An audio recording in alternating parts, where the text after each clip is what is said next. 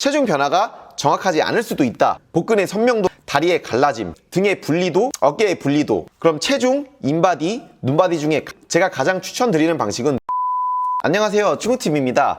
많은 분들이 다이어트를 하면서 다이어트가 잘 되고 있는지 안 되고 있는지 확인을 하고 싶어 합니다. 저 같은 경우에도 첫 다이어트를 할 때 이게 다이어트가 잘 되고 있는지 안 되고 있는지 체크를 하려고 했고, 다이어트가 잘 안 되고 있는 것 같거나 아니면 천천히 되고 있는 것 같으면 굉장히 불안해했습니다. 또 살이 잘 빠지고 있는지 확인하는 게 굉장히 어려웠는데 많은 다이어트 하시는 분들도 공감하실 겁니다. 그럼 살이 잘 빠지고 있는지 확인하는 방법은 어떤 방법이 있을까요? 이 영상을 끝까지 보시면 잘 알게 되실 겁니다. 현실적으로 확인하기 쉬운 방법은 체중 변화, 인바디, 눈바디 이렇게 있다고 생각을 합니다. 각각의 방식은 장단점이 있는데 우선 체중을 보겠습니다. 살이 많이 빠지면 확실히 체중은 줄어들고, 그렇기 때문에 다이어트의 대략적인 지표를 제공하기는 좋은 방법이라고 생각을 합니다. 또 체중 같은 경우에는 측정하는 게 굉장히 쉽죠? 하지만 다이어트를 하면서 매일매일 체중을 재거나 몇 일에 한 번씩 쟀을 때 쉽게 변화하지 않는 경우가 많고, 또 변수가 굉장히 많습니다. 살이 잘 빠지고 있어도 체중은 변하지 않은 경우도 있고, 그렇게 되면은 심리적으로 굉장히 불안해지는데, 체중 변화가 정확하지 않을 수도 있다 라는 이유는 어떤 이유가 있을까요? 우선 운동을 처음 시작하거나 엄청 오랜만에 했을 때는 다이어트를 하면서도 근육량의 증가가 있을 수도 있습니다. 근육은 줄고 체지방이 빠지는 경우가 생길 수도 있는데 이거를 상승 다이어트라고 부릅니다. 그래서 상승 다이어트가 있을 때는 근육량은 늘고 체지방이 줄기 때문에 다이어트가 되고 있어도 몸무게는 그대로일 때도 있고, 어떤 경우에는 오히려 느는 경우가 있습니다. 체중은 수분에 영향을 굉장히 많이 받는데 그 이유는 체중의 60에서 70%가 수분입니다. 그럼 몸에서 수분을 많이 보유하냐 적게 보유하냐에 따라서 체중은 많이 변할 수가 있다는 건데요. 일어나서 공복의 체중을 측정했을 때랑 자기 전 체중을 측정했을 때 2-3kg 차이 나시는 분들도 있습니다. 이거는 대부분 수분 보유의 차이라고 보시면 되는데요. 그럼 근육과 지방은 얼마나 수분을 보유할까요? 일단 신체의 60에서 70%가 수분인데, 근육 같은 경우에는 사람에 따라 다 다르지만 보통 60에서 70%가 수분입니다.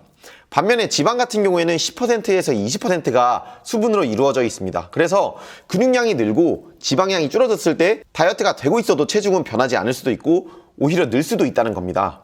또 음식에 따라서도 매우 다른데, 만약 전날에 치팅을 하거나 폭식을 했을 때는 평소보다 많은 양의 탄수화물과 나트륨을 섭취를 하게 됩니다. 탄수화물과 나트륨 같은 경우에는 많은 양의 수분을 같이 보유를 하기 때문에 이거를 평소보다 많이 먹었다라고 했을 때는 수분이 보유량이 그만큼 많아지고 체중이 급작스럽게 많이 느는 경우가 있습니다. 하루 만에 2kg, 3kg 그 이상이 느는 경우도 있는데, 그렇게 되면은 너무 무너졌다는 죄책감을 가지게 될 수도 있고 심리적으로 굉장히 불안해집니다. 한 번에 많은 양의 음식을 먹으면 다이어트 할 때 분명히 안 좋은 건 맞지만 하루에 2kg, 3kg의 살이 찐 게 아니라는 점을 잘 아시면 좋을 것 같습니다. 생각보다 체지방 같은 경우에는 쉽게 오르고 쉽게 떨어지지 않습니다. 급작스러운 체중의 변화는 대부분 수분의 변화라고 생각을 해주시면 됩니다. 또 전날에 치팅이나 폭식을 하지 않더라도 수분을 많이 보유하는 음식을 먹게 된다면 체중은 변할 수가 있습니다. 체중을 다이어트의 대략적인 지표 정도로 사용하는 건 좋다고 생각을 하지만 매일 측정하면서 체중에 집착하는 것은 굉장히 좋지 않은 방법이라고 생각을 합니다. 또 체중 변화에 따라서 심리적으로 많이 흔들리고 불안해지시는 분들 같은 경우에는 체중 변화가 급격히 일어나는 치팅데이를 가지거나 극단적인 탄수화물 사이클링을 돌리지 않는 그런 다이어트 방식을 추천을 드립니다. 다음은 인바디입니다. 앞에 말씀드린 체중 측정 같은 경우에는 변수가 굉장히 많기 때문에 체지방과 근육량을 나타낼 수 있는 인바디에 점점 의존을 하게 됐습니다. 인바디는 체중, 근육량, 체지방량, 체지방률, 기초대사량, 복부지방 등 다양한 정보를 알 수 있어서 체중보다는 조금 더 정확한 다이어트 지표로 활용될 수 있습니다. 하지만 저렴한 가정용 인바디 기기 같은 경우에는 오차가 상당히 큽니다. 제가 실제로 들고 다니면서도 인바디를 측정할 수 있는 기계로 인바디를 재봤는데, 인바디를 측정하고 나서 1, 2분 뒤에 측정했는데 꽤 차이가 크게 나온 경우도 있고요. 좋은 인바디 또는 가격이 비싼 인바디 같은 경우에는 오차가 그만큼 줄어들지만, 인바디도 측정을 언제 했냐, 시간대에 따라, 그 다음에 운동을 했냐 안 했냐, 염분 섭취를 어떻게 했냐에 따라서도 또 다르게 나올 수가 있습니다. 인바디 같은 경우에는 약한 전류를 흘려보내서 측정을 하는 원리인데, 전류를 통해서 측정을 하기 때문에 수분과 많은 연관이 있을 수밖에 없습니다. 앞에서 말씀드렸다시피 근육의 60에서 70%가 수분이고 지방의 10%에서 20%가 수분이라고 말씀을 드렸는데, 여기서 수분을 많이 보유하고 있는 상태라고 한다면은 근육량이 그만큼 높게 나오고 반면에 지방량이 낮게 나오기 때문에 인바디는 더 좋게 나올 수도 있습니다. 그래서 아침에 일어났을 때와 자기 전에 몸의 수분의 보유량은 다르기 때문에 인바디를 쟀을 때 다르게 나올 가능성이 크고, 또 운동을 했을 때 안 했을 때의 차이가 큽니다. 그 이유는 운동을 하게 된다면은 몸 안에 있는 글리코겐을 소모하게 되고, 글리코겐을 소모하게 되면 그만큼 수분도 같이 빠져나가기 때문에 운동 전후에 따라 인바디가 달라질 수도 있습니다. 그리고 나트륨 같은 경우에는 수분을 많이 보유하기 때문에 나트륨을 많이 보유한 음식을 먹게 되면 또 인바디가 달라질 수가 있습니다. 그래서 전날에 운동을 안 하고 짜게 먹었을 때 다음날 불안해서 인바디를 쟀는데 오히려 좋게 나오는 경우도 있습니다. 왜냐하면은 운동을 하지 않아서 글리코겐을 몸 안에 많이 보유하고 있고, 그에 따라서 수분도 많이 보유하게 되면서 나트륨을 잘 섭취했기 때문에 또 수분을 많이 보유하게 됩니다. 그래서 전날에 많이 먹고 운동 안 해서 불안한 마음에 인바디를 쟀는데 오히려 좋아져서 아 괜찮구나 라고 생각하는 경우가 있는데, 이거 인바디 같은 경우에는 변수가 많다는 것을 알아주셨으면 좋겠습니다. 개인적으로 추천드리는 거는 인바디를 2주에서 한 달에 한 번 측정하는 것을 권장드립니다. 또 좋은 다른 방법이 있을까요? 제가 가장 추천드리는 방식은 눈바디입니다. 실제로 다이어트를 하는 이유는 바디 프로필을 찍었을 때 사진에 잘 나오거나, 아니면 대회에서 몸이 잘 나오게 보이거나, 아니면 다른 사람이 봤을 때 살이 빠져 보이는 것을 원하기 때문에 다이어트를 진행을 합니다. 하지만 이런 중요한 눈바디보다는 사람들은 체중이나 인바디 이런 기계적인 수치에 더 의존을 합니다. 또 눈바디를 보더라도 어떻게 봐야 되는지 모르기 때문에 눈바디를 안 보는 경우가 있는데, 살이 빠지고 있어도 눈바디를 봤을 때 별로 변화하지 않은 것 같다고 생각하는 경우가 많습니다. 그 이유는 보통 눈바디를 봤을 때 본인이 가장 신경을 쓰거나 아니면 본인에게 컴플렉스인 부위부터 보게 됩니다.